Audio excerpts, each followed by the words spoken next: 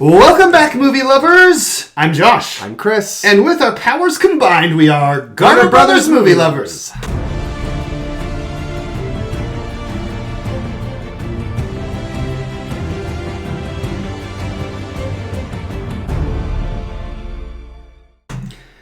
We're back today to do the latest top 10 of 2022 video on the internet. It is late April.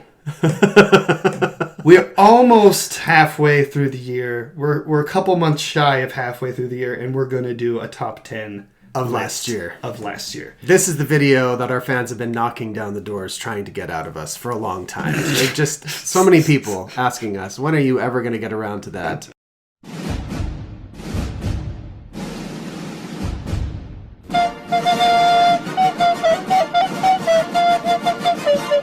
We're doing it for you, fans. So, we have a couple of disclaimers before we start. This list, our lists, are only made up of the movies we've seen this year. So, if there's a movie you've seen and you think it is a crime of humanity that it's not on our list, sorry, we just didn't see that movie. So, or we did and we didn't like it. Yeah, it's probably that one. No, just kidding. But we do, like, our tastes do skew toward family films. And so our lists are predominantly movies that you can see with your whole family. And when I look at my top 10 list, there are a couple movies that I think it's pretty crazy that movie is on a top 10 list. But and maybe that means we need to see more movies. But I will still say, even though they're average, I still had a good time. So, judge me if you want, but I don't care. I think I'm going to start releasing like an uncut version of us through the podcast thing. So through any podcast provider, you can listen to us on Spotify or iTunes, or you could watch our videos on Rumble too if you prefer that for some reason, if you're a weirdo. So you can watch in these other places. Some offense intended. Rumble is fine. It's just like, who uses that instead of YouTube? Right. But I have nothing wrong with Rumble. Rumble's fine. Let's see here. Whatever you think, that's what I think. I agree with whatever you think. So, but I think the audio versions are probably going to be longer. So if for some reason you're like, oh, I want to have more of these two random guys on the internet, you can get that through one of the audio podcast versions of this through whatever podcast provider you choose. Why don't you go ahead and like this, and then we can get started. Just a warning, this is probably going to be one of our longer videos, but the movies that are on this list, if you haven't seen them, you should definitely check them out. These are good movies. Yeah. Except for number 10. It's just okay. Speaking of number 10, Chris, what is your number 10? See, I'm a little embarrassed to even say, but it's The Gray Man. Mine's The Gray Man! So hopefully our lists won't be exactly the same. They won't. But my number 10 is The Gray Man as well, which we've reviewed, and we'll have links throughout the video that you can follow to see the review if you want to. Gray Man was Netflix? It was Netflix. It was the Russo brothers. Yeah. It was Ryan Gosling, and it was Chris Evans with a mustache. Oh, yeah. Overacting super hard. and Ana de Armas was in it too, wasn't she? Yes, she was. And she was, like, super OP. Super amazing. Yeah. Yeah. It was a fun movie. The best part of the movie is watching Ryan Gosling get in a impossible situation to get out of, and then convincingly getting out of it in a super entertaining and fun way. And those were all the action sequences, and there's a lot of them. So it's just a fun spy movie, you know? Anyway, my number 9 is another Netflix original film. So is mine. Ah, crap. But it's not the same as yours. Oh, did you see? Are you looking at my list? I can see your list. The Adam Project is my number 9. And I think that movie was a lot of fun. I think that it had some surprisingly sincere and powerful moments. Yes, it did. With in the bar, especially in the bar with his mom. That was like, yeah, that was an excellent scene. Yeah. And I thought it was a really good time. I enjoyed it a lot. Anyway, what is your number 9? So my number 9 is also a Netflix original, and it is The Sea Beast. Yep, that's not on my top 10, but and maybe it's because it's my son's favorite movie in the whole world, and I've seen you've seen it so 1 many billion times. See, I've only seen it once, but I really enjoyed it. It was very good. It's like How to Train Your Dragon meets Jaws. And it's a great family film. It's a good movie, I agree. I really liked it. Yeah. And the animation is pretty spectacular. It is really cool. There's some very good looking animation in that film. For a movie that wasn't made by Pixar or DreamWorks, I was very, very impressed. Like, it was as good or better than most of DreamWorks animation. And, I mean, I think only the How to Train Your Dragon films might look better than this, but this movie, like, really impressed me a bunch of times. So, just visually. Anyway. Yeah. And if you like, really like, swashbuckling pirate, like, out on the action sea. adventure. Yeah. With big sea monsters and stuff, like... my kids just eat that stuff up, and it's really great. Carl Urban's great. Yeah, he is. And he does great in this movie. I really liked it. So I'm glad that's on your top 10 list. What's your number 8? So my number 8 is one that I think maybe you haven't seen. It's a Disney Plus. It's on Disney Plus. It's called Fire of Love. I have not seen it. Okay. Fire of Love is a fascinating documentary. I really can't recommend it highly enough. If you are interested at all in what it would be like to watch a documentary about the preeminent volcanologists in like the history of everything, who were actually a married couple, get way closer to volcanoes and lava than you're comfortable like watching on screen.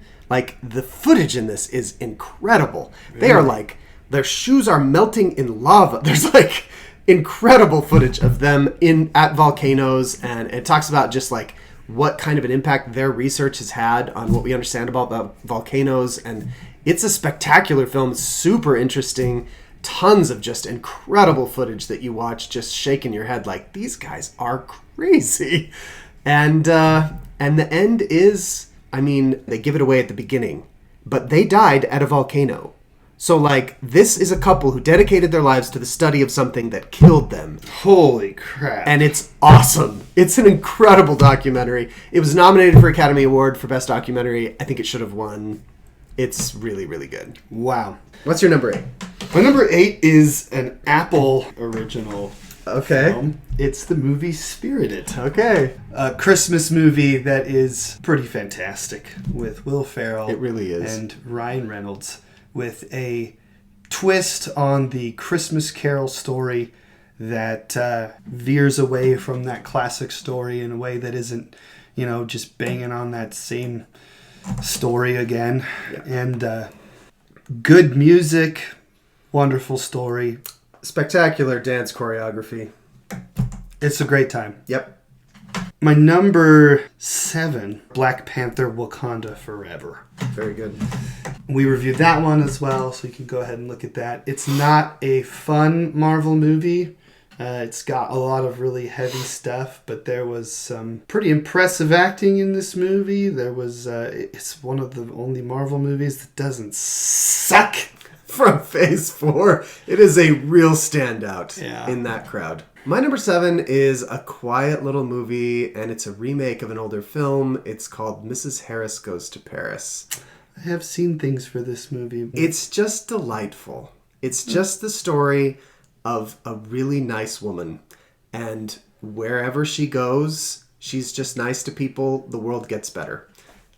She just wants to have a dress made by Christian Dior himself in Paris. She's saved for her whole life, or she wants to go have a really expensive dress made. And it's just the story of her going to Paris and running into all these French people who all of them are really standoffish with her at first, and she wins them all over. And it's just a very pleasant film. It's delightful. My number 6 is Spirited.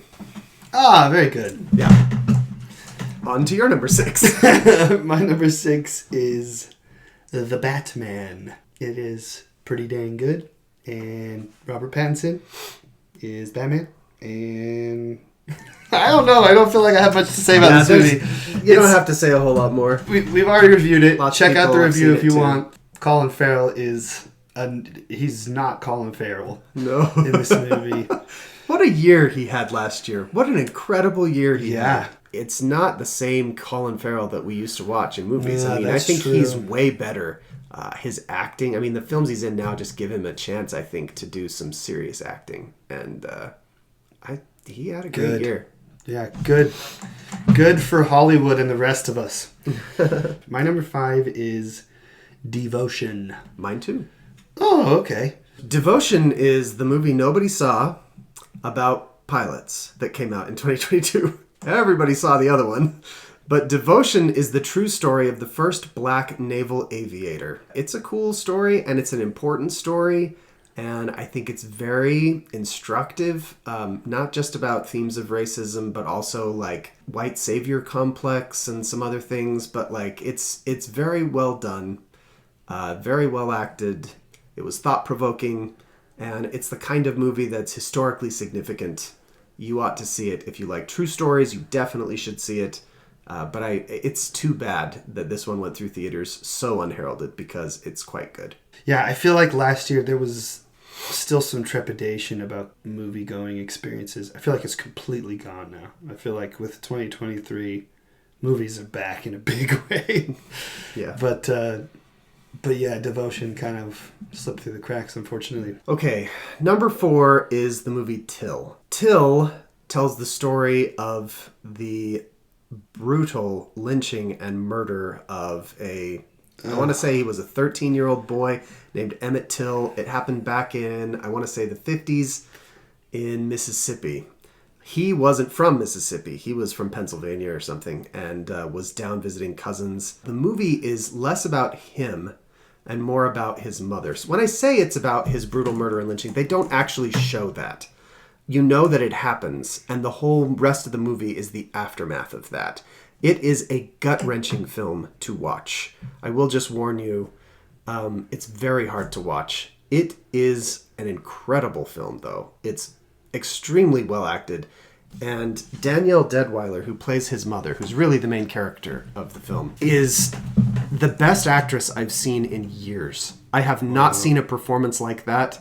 Like, she becomes Emmett Till's mother in a way in that film. I forgot multiple times. I forgot I was watching an actress. Like, her performance just seemed so authentic to me. Just really well made and just incredibly acted. The fact that she was not nominated for Best Actress, not even nominated, is an absolute travesty. She deserved that nomination. I would have given her the win. My number 4 is Puss in Boots: The Last Wish. I did not see that. Dude. My family is watching it right now. No and I way. am here missing it. Oh my gosh. I have to nerd I've heard out great about this things. movie a little bit because we have not reviewed this one. But I decided to give it a watch, and I've never loved the Shrek franchise. I've never seen the first Puss in Boots movie, and I stopped after Shrek 3. I think there might be 5 Shrek movies. There are 4. 4? And the 4th is better than the 3rd. And there's Shrek the Halls, and there's Shrek All the kinds of Musical. holiday ones. Yeah. So when I saw that Puss in Boots had a second movie coming out, I was like, how? Just be down. And then I heard it was really good, and I thought, all right, well, I got kids. We'll rent this movie and we'll watch it, and it is incredible. It's my number 4 for this list, and I thought about putting it in my top 3 because it is so good. It is super fun. I don't know if I've seen an opening in a movie, especially in an animated movie, that was as like epic and awesome. Maybe since Kung Fu Panda's opening. Do you remember that opening? Yeah. Dude, this movie is like, the action sequence at the opening of this movie is like so awesome. I was won over instantly when the action sequence happened. It's super funny. The animation style is like It's really unique. really cool. Yeah. It gives you a little bit of the Spider-Verse vibe, but Spider-Verse was trying to make it feel like a comic book come to life. This is kind of like a painting. It's really, really interesting how it looks. There was a couple of times throughout the movie where I was watching and I thought, if they choose to do this, that would be the best thing they could do, and I would be super impressed. And then it happened. And I was like, holy cow, this movie is amazing. And I kind of don't want to give it away because you haven't seen it, but twice that happened to me. And I thought, this is so incredible. There's a bad guy in this movie. There's this wolf bad guy that's like incredible. And he's like so scary. He does this whistle. And every time he like comes, you hear his whistle first. And it's so scary. All I have to do is whistle this. If I'm like down the hall and I just start whistling this, my kids will start screaming. And I do it a lot. I just snotted. I really wanted to see that before we made this list, and I just haven't gotten around to it. And then my kids decided to watch it tonight, and I was like, great. Now I'm going to go. It's going to be on Josh's list, and I won't have seen it. There is ultimately a really profound and meaningful lesson that was wonderful that I talked about with my kids afterwards, about how we always feel like we're chasing after the next thing, but that life is more about appreciating what it is that you have rather than trying to chase something that you don't. And it was wonderful. It was wonderful. I love it. And at the end they teased like that they're bringing back more Shrek. And I wasn't like, ugh. I was like, yes, give me more of this, because that movie is phenomenal. And I have had a bad taste in my mouth with Shrek for decades. And at the end of this movie, they're like heading towards far, far away on this boat. And he's like, we're off to see some old friends. And I was like, yeah. That was a really good Puss in Boots voice.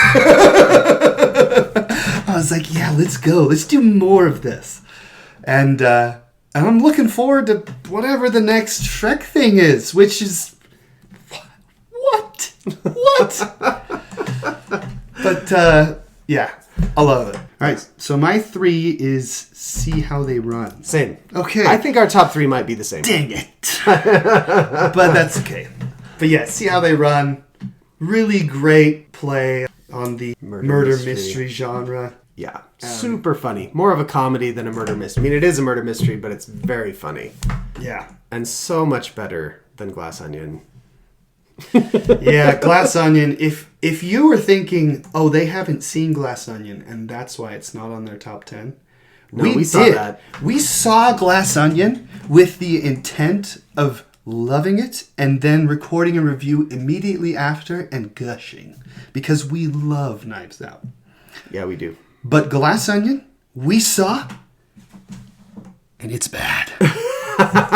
It's a dumb movie. I know there's a ton of people who love Glass Onion.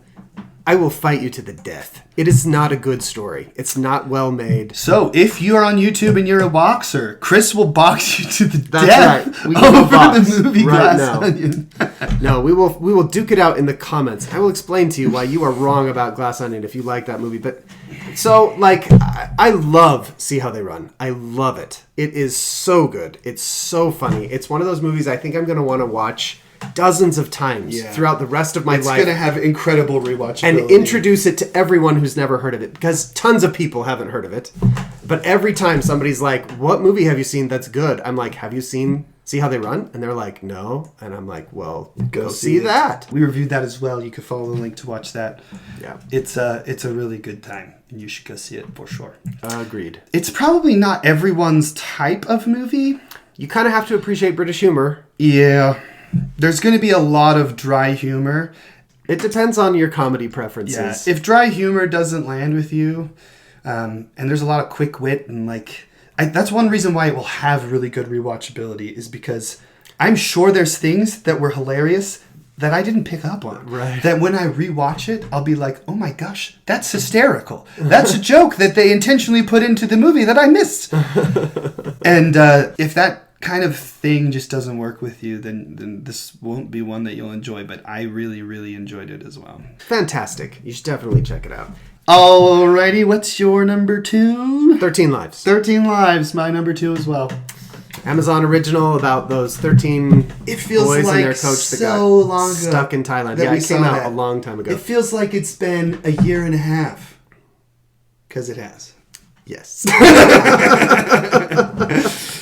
But It's so good. It is I super suppose that everyone who was going to see it has seen it, but if you haven't seen 13 Lives, it's on Amazon Prime. It's such a celebration of humanity, I think. It's just wonderful. And it's gripping, and it's intense, and it's suspenseful. Even knowing how it turned out, I thought it was suspenseful. I had seen the documentary that I like the year before. I had seen a documentary that came out that was really big that a lot of people saw, and I wondered how that would affect me watching this movie. I'm still at the edge of my seat. The stuff they had to do to save these kids is insane. Yeah, and the It's stuff insane. the actors were willing to do to make the film is also insane. You can go check out our other review. We talked all about that in the review, but it's a very awesome film. Everybody who worked on it did an incredible job. It's fantastic. And number one, There can be only one. Black Shazam. It was a joke.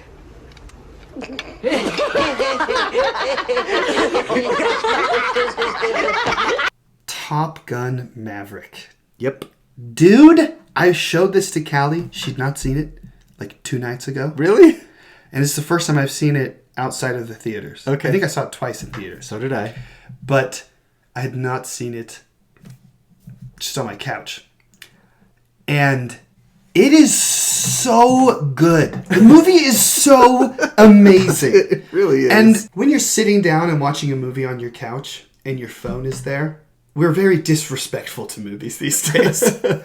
You're playing whatever it is you play on your phone. You're especially checking when you've already Facebook. seen it twice. Right. But I'll tell you what. I could not do that. I tried several times. And I just, out of instinct, I'd pick up my phone and I'd turn on some game and I was like, what the heck am I doing? I can't do this. Like, my instinct wanted to do that. And I kept on like thinking, I can't stop. I can't stop watching this. And I noticed my wife doing the same thing because she couldn't stop watching. The movie is so gripping. And It is a perfect tension arc. Like, it builds to that climax It perfectly. is. It is. And the climax is perfect. I mean, it is the perfect summer blockbuster film. And you can go back and watch our other review. We don't even like the original Top Gun. And this is our number one movie of last year. yeah, the movie demands that you watch it. So if you haven't seen that movie, which everyone has, Yeah. but if you haven't, what the heck is wrong with you? Whatever you're doing while you're watching this, stop watching this right now and go watch this Top Gun movie. Maverick. So if there is another movie that you're thinking, how is this not on their list?